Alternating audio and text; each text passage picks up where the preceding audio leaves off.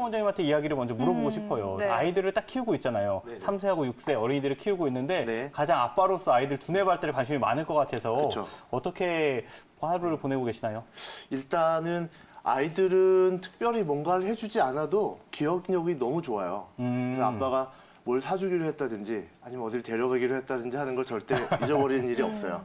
그렇죠. 그 대신에 그 기억력이 쭉 지속되게 해주려면 영양가 있는 음식을 먹는 게 중요한데 아주 중요한 게 DHA가 많이 들어있는 등푸른 생선이라든지 아니면 견과류 아니면 좋은 기름 또 양질의 단백질 이런 것들을 통해서 아이들의 그 좋은 기억이 쭉 지속될 수 있게 해주는 것이 엄마 아빠가 가장 해야 될 일이 아닌가 생각합니다. 네, 실제로 도움이 될 수 있을지 궁금하거든요. 아까도 말씀드렸듯이 아직은 아이들이 좀 잊어버렸으면 하는 일도 있어서 네, 아직까지. 네, 그래서 총명탕을 아직은 주지 않았지만 이제 아이들이 학교에 가고 또 거기서 공부를 해야 되고 거기서 또 여러 가지 그런 문제들이 생기면 당연히 총명탕이나 총명공진단 이런 걸 예, 아빠가 처방을 해줄 거고요.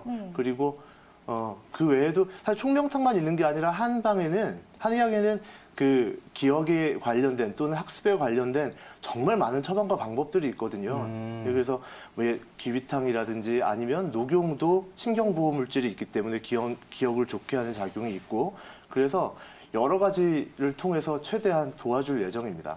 그런 게 또 있어요. 귀비탕은 어떤 거요? 약간 또 사료과도라고 해서 너무 네. 이제 생각을 많이 해서 우리가 스트레스를 받고 할 때 그 스트레스를 조금 누그러뜨려주는 마음을 좀 편하게 해주는 그런 작용이 있어서 막 시험 전에 마음이 쫓기면 사실 더 공부가 안 되거든요. 불안하죠. 그렇죠. 막 불안하죠. 책장만 넘기고 얼마나 맞아요. 남았나 이렇게 네. 보게 되고 그렇게 되는데 그럴 때 응용해 볼 수 있는데 저 같은 경우에는 이제 한의대 다닐 때 이제 공부를 좀 잘해보고자 귀비탕을 먹고 네. 너무 마음이 편해진 나머지 예, 잠들었나요? 잠들었죠.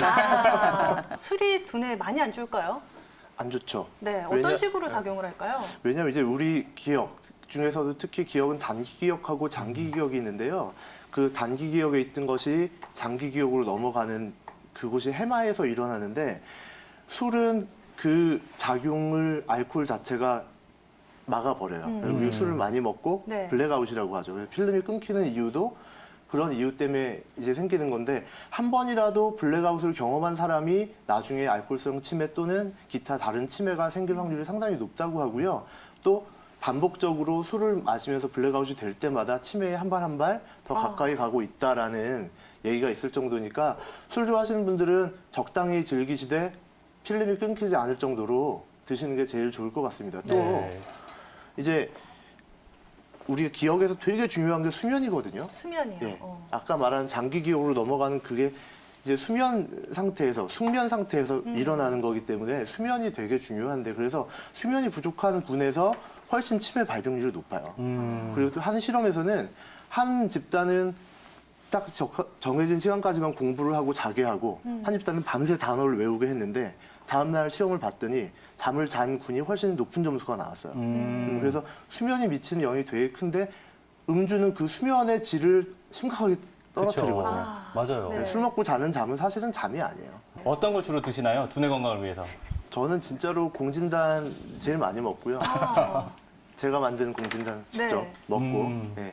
그리고 녹용 들어간 탕약도 상당히 주기적으로 먹는 편이에요. 그래서 그렇게 하면 일단 체력적으로도 좋고 수면의 질도 좋아지고 기억도 훨씬 더 나아지고 아무래도 좀 그 술로 인해서 찌든 몸을 조금 리프레시해주는 그런 느낌이 있죠. 또 앞서서 또 여러 가지 등푸른 생선이라든지 호두라든지 이런 걸 얘기를 해주셨잖아요. 이런 거를 습관적으로 이렇게 챙겨 먹는 게 효과가 좋을까요? 당연히 좋죠. 그래서 걔네들은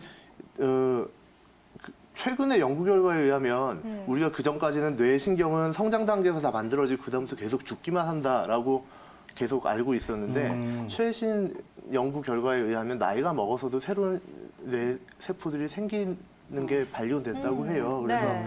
그런 것들을 생각해서라도 여러 가지 영양가 있는 음식들을 뇌에 좋은 음식들을 먹어주는 건 성인에게도 상당히 중요한 것이고 네. 그 음식들은 단지 뇌에만 좋은 게 아니라 여러 가지 대사증후군들을 예방하는 데도 많은 효과가 있기 때문에 그런 음식들을 많이 드시면 예, 좋겠습니다. 정유성 원장님, 한의원에 방문하면 우리 시청자분 같은 증상을 가지고 계신 분들 어떠한 치료가 도움이 될 수 있을까요?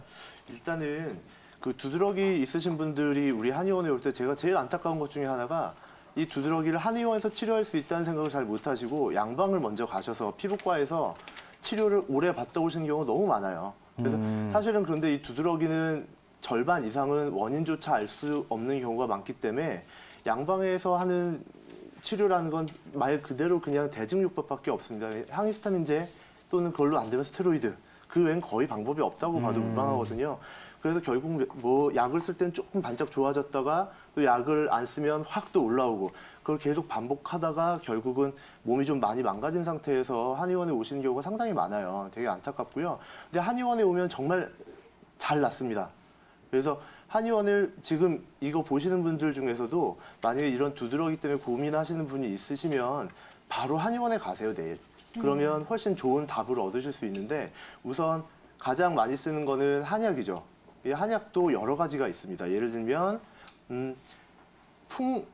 풍열형이라는 게 있어요. 얘는 약간 우리 체표에 이 사기가 있기 때문에 그렇게 증세가 심하지 않고 또 잘 옮겨 다닙니다. 이런 경우에는 그 풍사를 흩어주는 처방을 쓰는데 예를 들면 은교산 같은 처방 많이 쓰고요.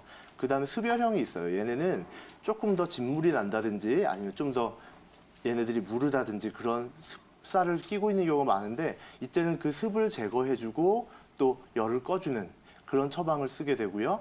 그래서 이때는 저희가 많이 쓰는 게 용담사간탕 이런 계통의 약을 많이 씁니다. 그리고 혈열형은 양방에서 말하는 혈관성 두드러기랑 많이 비슷한데요. 이건 좀 더 심부에서 올라오는 특징이 있어요. 이 경우에는 우리 혈분의 열을 꺼주는 서각을 활용한 서각지방탕이라든지 이런 약물들을 쓰게 되고요. 그다음에 화독형은 좀 더 급성으로 오거나 아니면 농이 심하게 나오는 경우가 많습니다. 이런 경우에는 우리 영혈에 있는 화기를 꺼줄 수 있는 그런 청형탕이라든지 청운 패도금 이런 약들을 쓰게 되고요. 또 어떤 분 보면 되게 마르고 허약해 보이시는 분이 두드러기가 계속 반복적으로 6개월 이상 있으신 분이 있어요. 이 경우는 우리의 몸에 기와 혈이 다 손상되어 있는 경우가 있거든요. 이때는 그 기와 혈을 보여주는 쪽의 처방, 우리가 잘 알고 있는 쌍화탕이라는 처방도 좋고 아니면 사상맹문동탕에 생맥산을 합방한 그런 약도 쓰고요. 그 다음에 임상에서 제일 많이 보는 타입은 사실은 맨 마지막에 있는 식독발반이라고 해서 음식과 관련이 있는 이 음식에 대한 알러지가 없더라도 그 음식이 우리 몸에서 대사되는 과정에서 뭔가 원치 않는 부산물이 나와서 거기에 대한 일종의 면역 반응으로 두드러기가 생기는 경우가 상당히 많은데 이때는 곽향정기산에 몇 가지 약물을 좀 더 가미해서 치료하면 많이 도움을 받을 수 있습니다. 네, 안녕하세요, 아버님. 네네. 네, 손발이 붓는다고 하셨는데 네. 양손, 양발이 다 붓는 편이신가요? 네, 조금씩 이렇게 붓고 그러는데 어떤 데는 안 붓고 어떤 데 붓고 그러니까. 그러니까 양쪽이 똑같이 부으시는 거죠? 네네. 예, 감각이 저하되거나 그런 건 없으시고요. 네, 감각 그런 거는 아니고. 네, 아버님 혹시 그 흡연은 하시는 중인가요? 담배는 안 피고 술은 하루에 한 반병 정도 먹습니다. 술은 하루에 반병 정도 드시고요. 예, 네. 잠은 충분히 잘 주무세요? 네네. 아버님 그 술 같은 경우에는 약주 이제 좋아하시는 것 같은데 저희가 앞서 말씀드린 것처럼 저녁에만 반병 정도. 네. 반병도 술이고요. 네네. 그 독한 술을 많이 먹는 게 문제가 아니라 매일매일 드시는 게 오히려 더 문제가 될 수 있어요. 간에서 대사하는 데는 보통 3일, 한 번 약주를 드시면 3일 정도는 지나야 이제 간이 쉴 수 있거든요. 그래서 매일 드시는 게 알코올 중독으로 가는 지름길이고요. 아버님 이제 약주를 하시게 되면 우리 혈관은 술에 의해서 늘어나게 돼 있어요. 네. 예, 그렇게 되면 그 혈관의 투과성이 좋아지면서 오히려 우리 말초 부분에서 혈관에 들어있던 혈장 성분, 물 성분이 혈관 밖으로 나가면서 특히나 그 혈관 저항이 많은 말초부에서 그런 부종이 생길 수 있거든요. 네. 예, 그래서 아버님, 제가 보기엔 아버님 지금 뭐 수면도 잘하고 계시고 하자니까요. 이게 네. 몸이 많이 피곤하거나 해도 말초 혈관 저항이 증가하면서 부을 수 있는데 그것보다는 아버님 약주를 매일 하시는 게 가장 큰 원인인 것 같고요. 앞서 말씀드린 것처럼 약주를 그렇게 하시는 거는 지금은 치매가 아니실지라도 알코올성 치매로 갈 수 있는 단초를 제공할 수 있기 때문에 아버님 힘드시겠지만 약주 좀 줄여보시면 어떨까 싶거든요. 네, 알았습니다.